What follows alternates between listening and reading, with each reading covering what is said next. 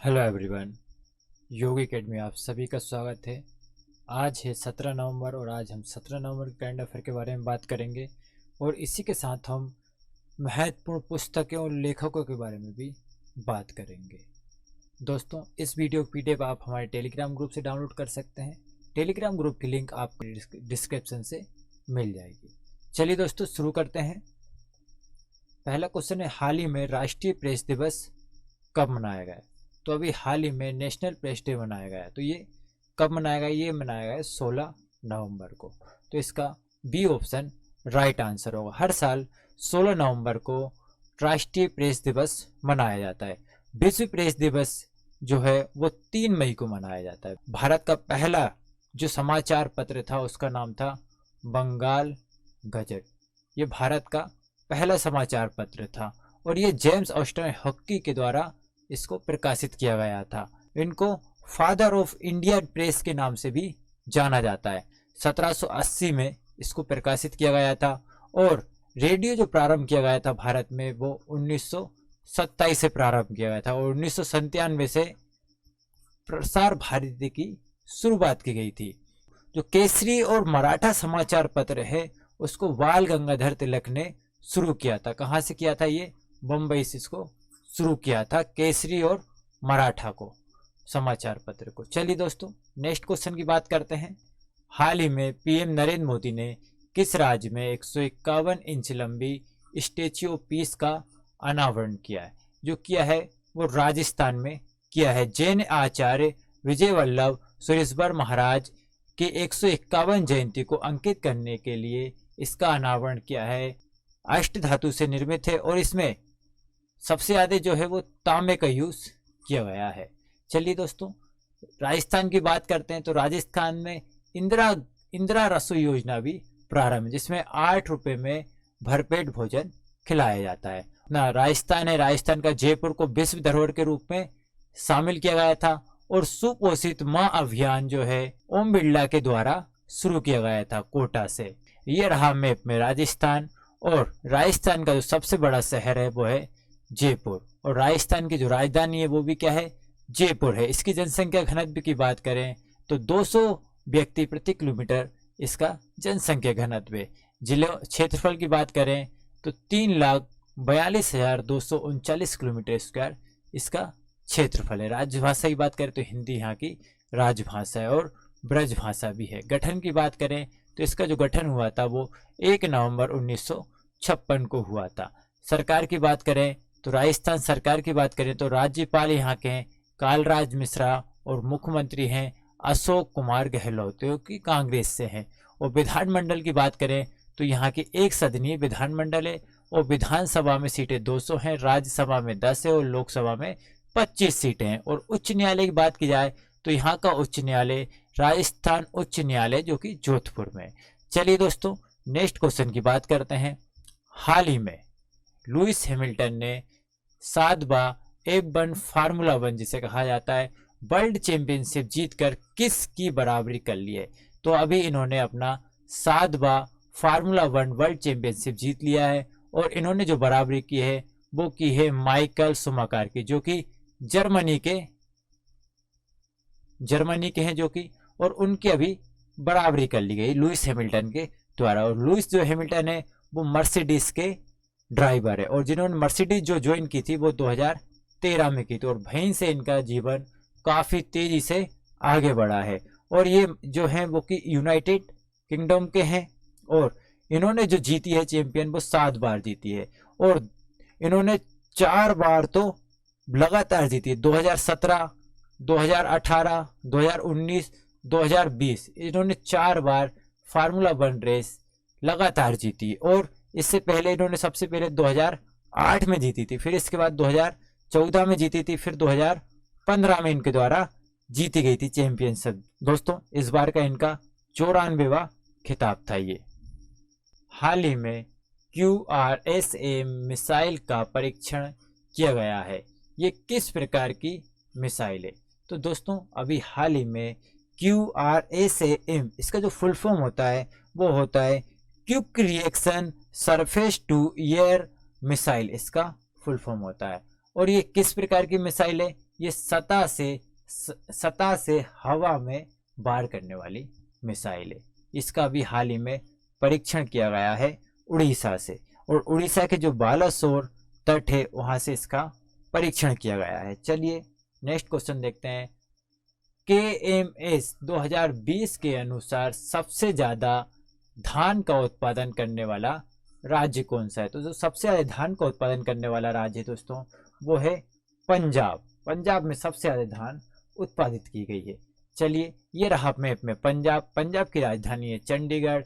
यहाँ का सबसे बड़ा शहर है लुधियाना, और यहाँ का जो जनघनत्व है वो 551 किलोमीटर स्क्वायर, और यहाँ का जो क्षेत्रफल है वो 50,362 किलोमीटर स्क्वायर, और यहाँ के जो जिलों की संख्या है वो 22 जिले हैं। यहाँ की जो राजभाषा है वो पंजाबी है, और यहाँ इसका जो गठन किया गया था वो 1 नवंबर 1966 को किया गया था, और इसका जो राज्य दिवस मनाया जाता है वो भी 1 नवंबर को मनाया जाता है। अब पंजाब सरकार की बात करते हैं तो यहाँ के जो राज्यपाल है वो विजेंद्र पाल सिंह बदनौर है। अमरिंदर सिंह यहाँ के मुख्यमंत्री। विधानमंडल की बात करी जाए तो एक सदनीय यहाँ की विधानमंडल, और विधानसभा की सीटों की संख्या 117 है, और राज्यसभा की सीटों की संख्या 107 है, और लोकसभा की सीटों की संख्या 13 है, और पंजाब और हरियाणा उच्च न्यायालय पड़ता है दोस्तों। चलिए नेक्स्ट क्वेश्चन की बात करते हैं।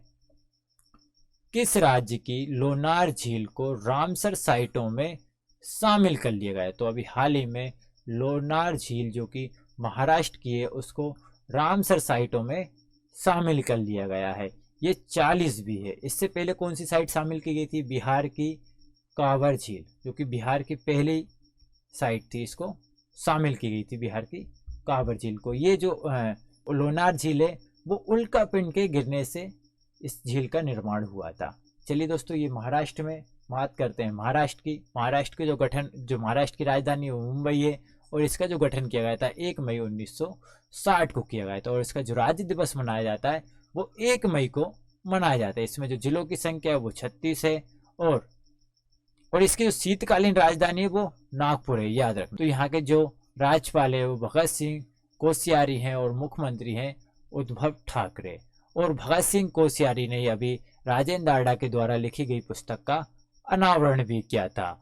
कौन सी पुस्तक थी? मांझी भीत पुस्तक थी वो। तो यहाँ के जो उप मुख्यमंत्री हैं वो अजित पवार हैं, और जो विधायिका है वो द्विसदनीय है। द्विसदनी में क्या होता है? एक विधान परिषद होती है और एक विधानसभा होती है। विधान परिषद में 78 सीटें हैं, और विधानसभा में 288 सीटें हैं। यहाँ के क्षेत्रफल की बात की जाए तो यहाँ का जो क्षेत्रफल है वो है 3,07,713 किलोमीटर स्क्वायर यहाँ का क्षेत्रफल है। दक्षिण पूर्व एशियाई देशों के संगठन आसियान का वर्तमान अध्यक्ष कौन है? तो जो दक्षिण पूर्व एशियाई देशों के संगठन है आसियान, अभी उसकी बैठक की गई है। अभी उसका वर्तमान जो अध्यक्ष है वो कौन है? उसका जो अध्यक्ष है वो है वियतनाम, और वियतनाम की राजधानी क्या है? हनोई यहाँ की राजधानी है। चलिए नेक्स्ट क्वेश्चन की बात करते हैं। किस राज्य ने विश्व निमोनिया दिवस के अवसर पर सांस अभियान प्रारंभ किया गया? तो ये उड़ीसा ने इसका अनावरण किया है। चलिए दोस्तों उड़ीसा की बात करते हैं। उड़ीसा की राजधानी भुवनेश्वर है, सबसे बड़ा शहर भी भुवनेश्वर है, और यहाँ का जो जनघनत्व है वो तो 270 किलोमीटर स्क्वायर है। और क्षेत्रफल की बात की जाए तो यहाँ का जो क्षेत्रफल है वो 15,05,707 किलोमीटर स्क्वायर। और जिलों की बात की जाए तो इसमें 30 जिले हैं, और यहाँ की जो राजभाषा है वो उड़ीसा है। गठन कब किया गया था? 26 जनवरी 1950 को इसका गठन किया गया था। राज्यपाल की बात करें तो यहाँ के जो राज्यपाल है वो गणेशी लाल है, और मुख्यमंत्री नवीन पटनायक हैं। और जो विधानमंडल है वो एक सदनीय है। विधानसभा की सीटों की संख्या 147 है, राज्यसभा की सीटों की संख्या 10 है, और लोकसभा की सीटों की संख्या भी 20 है। और उच्च न्यायालय की बात की जाए तो यहाँ का जो उच्च न्यायालय है वो उड़ीसा उच्च न्यायालय है। चलिए नेक्स्ट क्वेश्चन की बात करते हैं दोस्तों। हाल ही में G20 शिखर सम्मेलन का आयोजन कब किया जाएगा? तो अभी हाल ही में G20 शिखर सम्मेलन होना है, और इसका जो आयोजन किया जाएगा वो नवंबर 2020 में इसका आयोजन किया जाएगा। ये 21 से 22 नवंबर को इसका आयोजन किया जाएगा दोस्तों। चलिए नेक्स्ट क्वेश्चन देखते हैं। भारतीय ओलंपिक संघ के अध्यक्ष कौन है? तो भारतीय ओलंपिक संघ के अध्यक्ष है नरेंद्र बात्रा। तो इसका बी ऑप्शन राइट आंसर होगा। और जो अंतर्राष्ट्रीय ओलंपिक समिति है उसके अध्यक्ष हैं थॉमस बॉक। थॉमस बॉक अंतर्राष्ट्रीय ओलंपिक समिति के अध्यक्ष है। और जो नरेंद्र बात्रा है वो भारतीय ओलंपिक समिति के अध्यक्ष है। इन्हें अभी कैबिनेट फाउंडेशन राष्ट्रीय पुरस्कार से सम्मानित किया गया था, इसलिए ये अभी सुर्खियों में रहे थे। चलिए नेक्स्ट क्वेश्चन देखते हैं। 2021 के लिए किस देश को ब्रिक्स की अध्यक्षता सौंपी जाएगी? तो 2021 में जो ब्रिक्स की अध्यक्षता करेगा वो भारत करेगा, और 2020 में जो अध्यक्षता कर रहा है वो रूस कर रहा है। 2020 जो है वो 12वां ब्रिक्स सम्मेलन हो रहा है। कौन सा हो रहा है? 12वां ब्रिक्स सम्मेलन। और जो रूस के राष्ट्रपति हैं व्लादिमीर पुतिन इसकी अध्यक्षता कर रहे हैं। दोस्तों, जो ब्रिक्स का गठन किया गया था, सबसे पहले जो इसका गठन किया गया था इसका नाम था ब्रिक। क्या था? ब्रिक में जो शामिल देश थे वो थे ब्राजील, रूस, इंडिया और चाइना। इसका जो गठन किया गया था वो 2009 में किया गया था।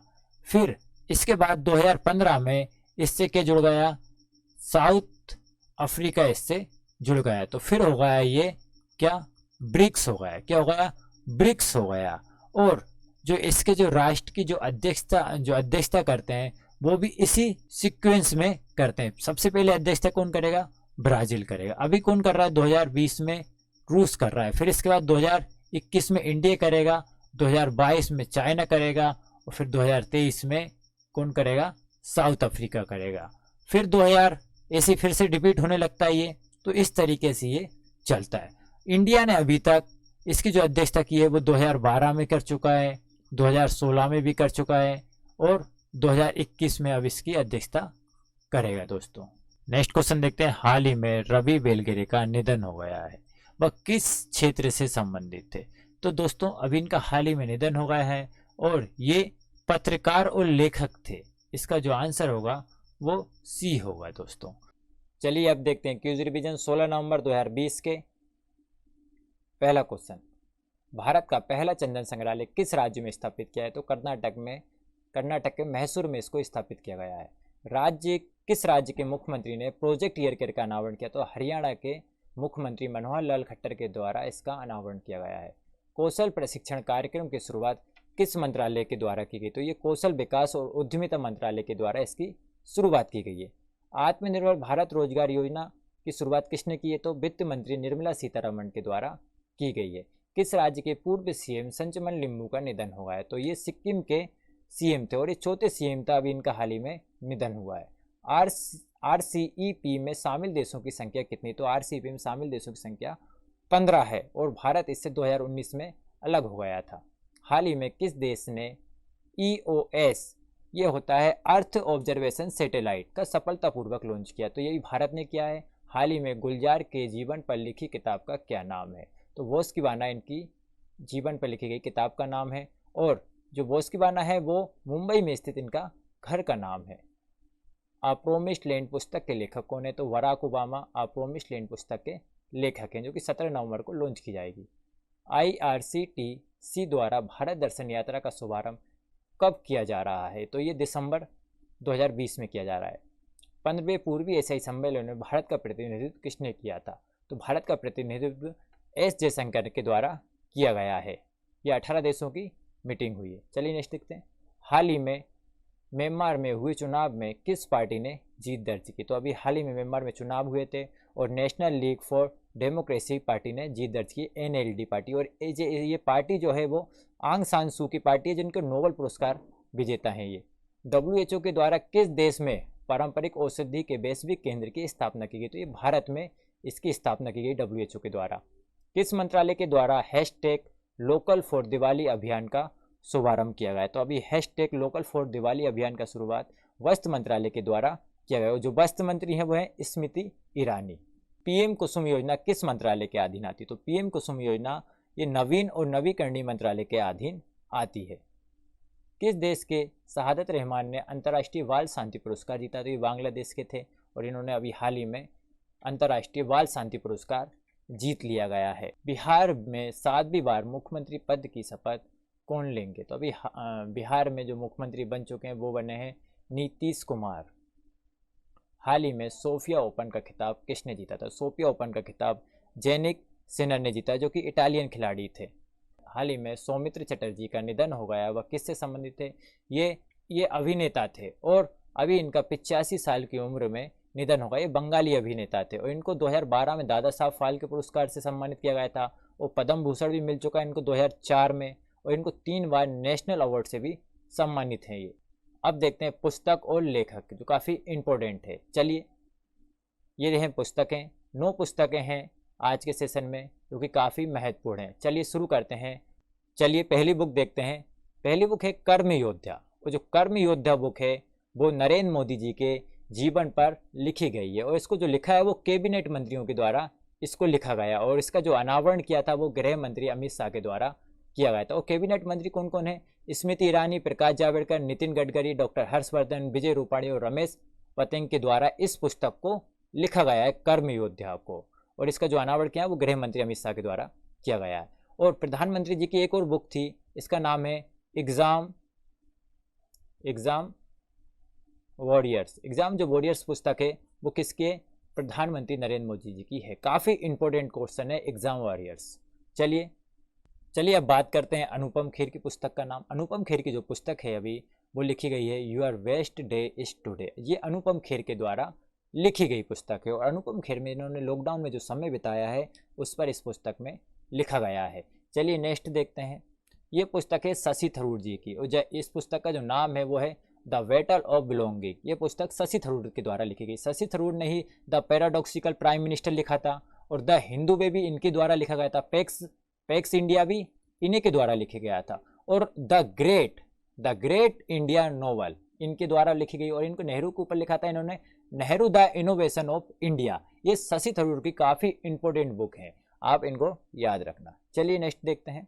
बराक ओबामा के जो द्वारा लिखी गई है प्रोमिस्ड लैंड जो लिखी गई है वो बराक ओबामा के द्वारा लिखी गई है। ये अमेरिका के राष्ट्रपति हैं और इनको ये जो पुस्तक लिखी जा रही है वो 25 भाषाओं में प्रकाशित होगी। चलिए, night of the restless spirits ये पुस्तक लिखी गई है वो किसके द्वारा लिखी गई? तो ये जो पुस्तक लिखी गई है वो लिखी गई है सर्वप्रीत सिंह के द्वारा। इस पुस्तक को लिखा गया है। किसके द्वारा लिखा गया है? सर्वप्रीत सिंह के द्वारा इस पुस्तक को लिखा गया है। इसमें जो 1984 में जो दंगे हुए थे, जो अपना सिख नरसंहार था, इसमें उस बारे में इस पुस्तक में लिखा है। चलिए नेक्स्ट देखते हैं।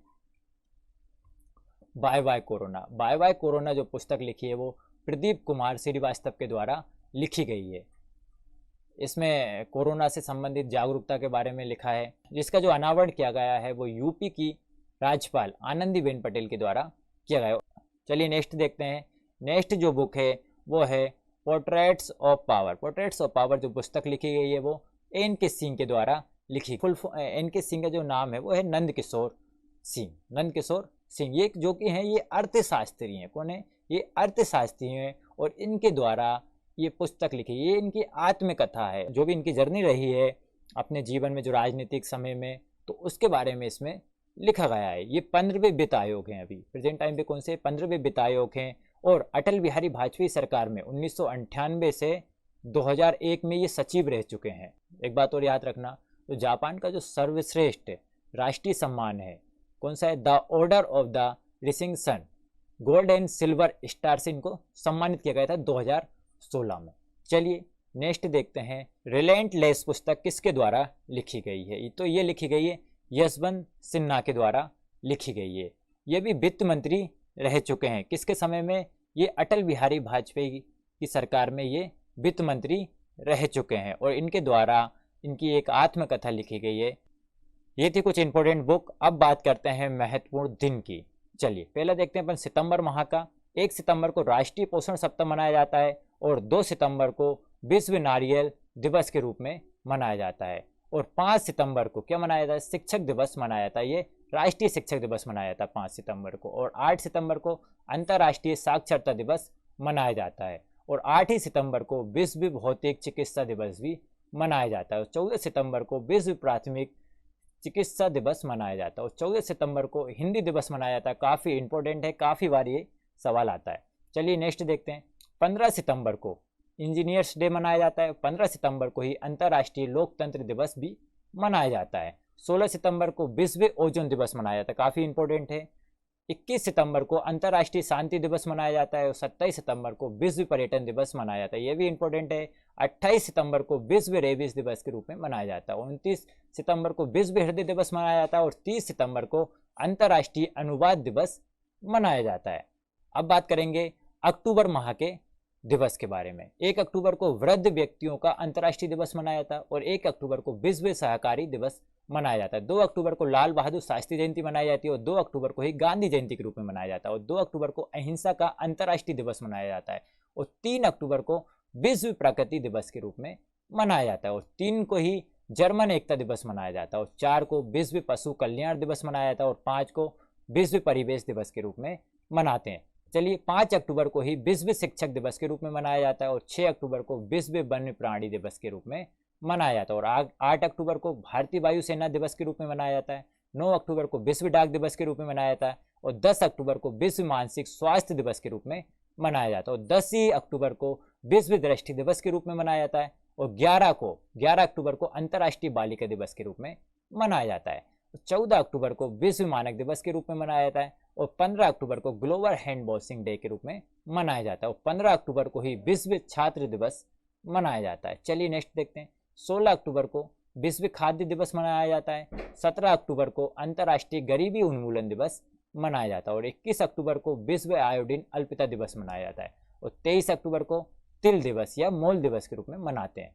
24 अक्टूबर को संयुक्त राष्ट्र दिवस मनाया जाता है और 24 अक्टूबर को ही विश्व विकास सूचना दिवस के रूप में मनाते हैं। 30 अक्टूबर को विश्व बचत दिवस मनाया जाता है और 31 अक्टूबर को राष्ट्रीय एकता दिवस के रूप में मनाया जाता है। ये थे अक्टूबर और सितंबर के दिवस। चलिए दोस्तों, इसी के साथ मैं आपसे इजाज़त लेता हूँ। इस वीडियो की PDF आप हमारे टेलीग्राम ग्रुप से डाउनलोड कर सकते हैं। टेलीग्राम ग्रुप की लिंक आपको इस वीडियो की डिस्क्रिप्शन से मिल जाएगी। अगर आपने अभी तक चैनल को हमारे सब्सक्राइब नहीं किया तो सब्सक्राइब कर लीजिएगा दोस्तों, और वीडियो को लाइक कीजिएगा अगर अच्छी लगी हो तो, और अपने दोस्तों में इस वीडियो को ज़्यादा से ज़्यादा शेयर भी कीजिएगा। और वीडियो से संबंधित आपका कोई भी सुझाव हो तो आप कमेंट बॉक्स में कमेंट करके दे सकते हैं दोस्तों। इसी के साथ मैं आपसे इजाज़त लेता हूँ।